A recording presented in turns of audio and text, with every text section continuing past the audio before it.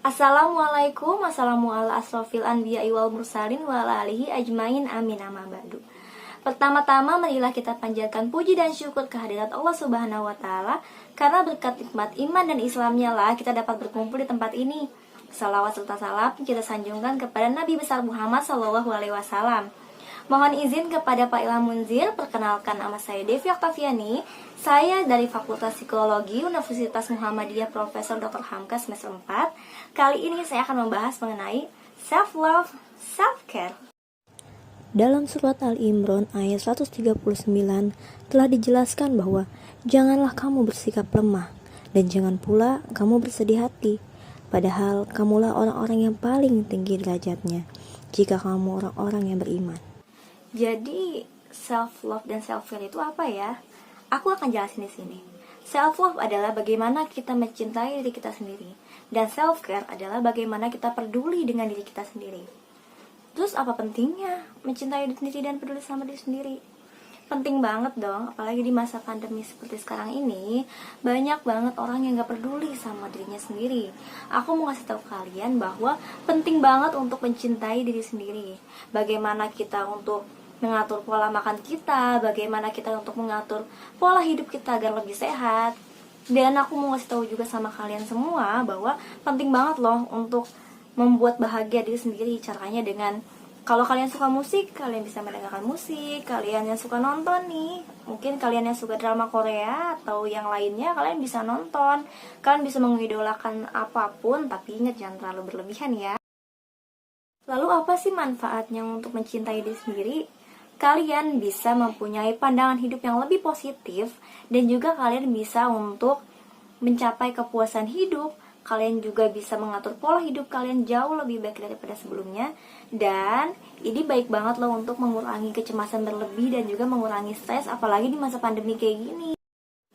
Lalu bagaimana cara untuk mencintai diri kita sendiri? Yang pertama, coba untuk memaafkan diri kalian sendiri. Apapun kesalahan kalian di masa lalu, apapun kekurangan kalian, coba jangan dijadikan sebagai suatu kelemahan. Coba jadikan suatu keunikan, karena emang setiap orang gak ada yang sempurna. Manusia gak pernah ada yang sempurna. Aku pengen kalian coba untuk lebih menyayangi diri kalian sendiri. Coba apa yang kalian inginkan, apa yang kalian pikirkan, apa yang kalian butuhkan, pertimbangkan semua itu dengan baik. Jangan egois sama diri kalian sendiri. Aku pengen kalian coba untuk menjauhi apapun yang jadi racun atau yang toksik untuk diri kalian sendiri. Jauhin lingkungan yang gak baik untuk kalian, yang bikin kalian ngerasa insecure, atau yang bikin kalian ngerasa kayak, kok aku gak berharga ya? Kalian semua berharga, kita semua berharga. Karena kita udah bahas self-love, sekarang aku mau ngebahas mengenai kepercayaan diri dalam perspektif Al-Quran. Yang pertama itu ada, kita harus punya konsep yang jelas nih mengenai fisik kita kayak gimana, terus mengenai sifat kita sendiri, hobi kita apa, terus kita juga harus tahu kelebihan kita di mana, terus kekurangan kita di mana, dan juga kita harus tahu hak dan kewajiban yang kita miliki. Selanjutnya kita tuh harus berpikir positif mengenai diri kita sendiri, mengenai orang lain di sekitar kita, dan juga mengenai lingkungan kita gimana. Jadi kita tuh harus mengingat bahwa kita harus ikhlas akan apapun yang kita hadapi, apapun yang kita jalani, dan jangan pernah memendam amarah dengan apapun yang sudah terjadi. Ingatlah bahwa emosi yang kita tahan atau emosi yang dipendam itu gak benar-benar hilang. Dia hanya akan terpendam dan akan muncul dengan cara yang lebih buruk lagi. Jadi coba untuk memaafkan diri sendiri, memaafkan sekeliling kita, memaafkan sekitar kita. Dan contohnya kayak kalau kita marah, itu tuh rasanya kayak menelan racun untuk diri kita sendiri. Mereka gak akan pernah peduli, mereka gak akan pernah tahu dengan perasaan kita. Kayak kita tuh menghancurkan diri kita sendiri, merusak pikiran kita, merusak hati kita. Jadi udah lupain aja, bersihin diri kita dari hal-hal yang negatif, seperti yang tadi aku bahas di awal mengenai hubungan yang toksik dan sebagainya. Dalam surat Al-Hasyr ayat 18 telah dijelaskan bahwa, hai orang-orang yang beriman, bertakwalah kepada Allah dan hendaklah setiap diri memperhatikan apa yang telah diperbuatnya untuk keesok hari. Dan bertakwalah kepada Allah, Sesungguhnya Allah Maha mengetahui apa yang kamu kerjakan. Lalu, mengapa kau harus takut dan merasa kecewa? Bukankah Allah hakim yang paling adil? Alaihissallahu bi'ahkamil hakimin. Potensi. Kita harus yakin akan potensi yang sudah diberikan oleh Allah Subhanahu wa taala. Apapun yang kita punya saat ini, kita harus kayak ya udah kita kembangin aja apapun yang kita punya. Dan aku juga udah bilang di awal bahwa kita semua tuh berharga. Kita bisa sukses dengan cara kita masing-masing. Gak perlu kita untuk ngikutin orang lain. Kok dia bisa sukses dengan cara yang seperti ini ya? Gue juga maulah kayak dia gitu. Itu benar-benar salah. Itu pemikiran yang salah. Justru kita harus ngebuktiin bahwa dengan passion kita sendiri kita juga bisa sukses. Mudah banget kok untuk menjadi sukses kalau kita tahu apa yang kita bisa, kalau kita tahu apa yang kita butuhin. Dalam surat Ar-Rum ayat 30 telah dijelaskan, dan mengapa mereka tidak memikirkan tentang diri mereka? Allah tidak menjadikan langit dan bumi dan apa yang diantara keduanya melainkan dengan tujuan yang benar dan waktu yang ditentukan. Yang terakhir adalah bersyukur. Ini yang paling penting dan paling utama juga nih. Sebenarnya semuanya penting sih, tapi ini juga penting untuk kita. Kalau kita udah bersyukur dengan apa yang Allah kasih, gak akan tuh rasa yang namanya kekurangan, gak akan rasa kayak kok nikmat yang Allah kasih ke aku sedikit ya, kok aku kurang ini, aku kurang itu. Seharusnya daripada kamu menjudge kepada Allah, mendingan lihat apa yang ada di diri kita sendiri. Apakah kita sudah melakukan hal yang terbaik dan sebaik mungkin untuk Allah? Apakah iman kita dan Islam kita masih kurang? Itu yang harusnya kita pertimbangkan.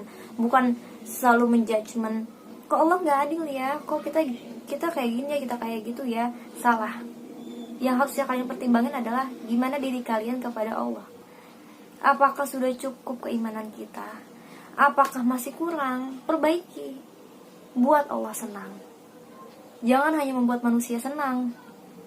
Jangan hanya terpaku pada urusan duniawi aja. Kita hidup untuk mati, ingat. Kita hidup untuk mati. Maka dari itu, harus seimbang duniawi dan juga akhiratnya. Insya Allah hidup kita akan jauh lebih baik. Fazkuruni azkurkum washkuruli wala takfurun. Maka ingatlah kepadaku, aku pun akan ingat kepadamu. Bersyukurlah kepadaku, dan janganlah kamu ingkar kepadaku. Surah Al-Baqarah ayat 152.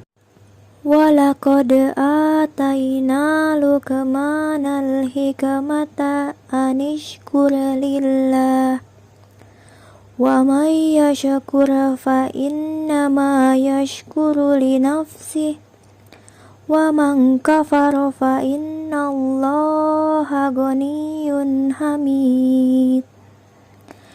Dan sesungguhnya telah kami berikan hikmah kepada Luqman, yaitu bersyukurlah kepada Allah. Dan barang siapa yang bersyukur kepada Allah, maka sesungguhnya ia bersyukur untuk dirinya sendiri.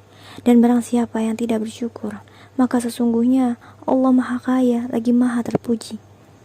Surah Luqman ayat 12. Kali ini aku mau kalian semua belajar untuk meregulasi emosi. Apa sih regulasi emosi? Regulasi emosi adalah dimana kamu dalam keadaan marah atau dalam keadaan emosi yang tidak terkontrol, kamu mencoba untuk menstabilisasinya untuk menjadi emosi yang positif. Jadi si emosi negatif ini untuk diminimalisir untuk jadi emosi yang positif. Lalu bagaimana cara meregulasi emosi? Sebenarnya tanpa sadar kalian semua udah ngelakuin itu loh. Cuman kalian gak tahu aja kalau kalian ngelakuin regulasi emosi. Kalau dalam Islam kalian harus tahu bisa dengan cara, kalau kita marah berdiri, kita bisa duduk. Kalau kita duduk masih keadaan marah, kita bisa berbaring. Kita juga bisa berwudu, sholat, terus kita bisa berzikir, puasa, baca Al-Quran, dan sebagainya. Dan kalian juga bisa nih dengan melakukan olahraga atau mengalihkannya ke hal yang positif. Kalau kalian suka nari kayak aku, bisa nari. Kalau kalian suka nyanyi, boleh mendengarkan musik, atau mungkin nonton film. Pokoknya ada banyak banget cara untuk meregulasi emosi. Sekian pembahasan dari saya. Terima kasih untuk semua yang sudah menonton. Saya Devi Oktaviani mengucapkan maaf yang sebesar-besarnya jika ada perkataan atau perbuatan saya yang salah. Wabillahi taufiq wal hidayah. Wassalamualaikum warahmatullahi wabarakatuh.